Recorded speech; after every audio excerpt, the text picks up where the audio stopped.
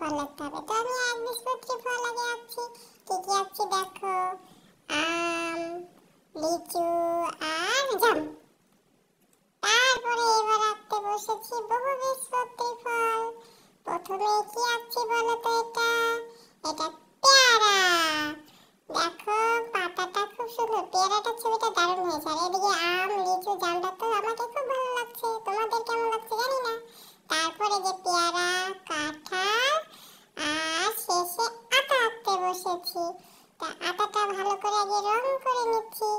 তারপর কি করব দেখো খালি তোমরা। এবার কি করব, আমি তো মার হাতে বকা খেয়ে খেয়ে একবারে শেষ এই ভুলটা করার জন্য। মা তো প্রচন্ড রেগে গেছে, বলছে তুই এতদিন থেকে কি শিখলি, তুই খালি ভুল ভাল করিস সব সময়, কি শিখলি তুই বলে মার দিতে চাইলো কিন্তু দিল না, মা আটকে নিল। এই যে দেখো আটা বানালে সরিয়া হবে, আমি সরিয়া লিখে আবার আকার দিয়েছি, তারপর তো একা লিখেছি। তারপরে তো মার মাথা গেল একেবারে রেগে।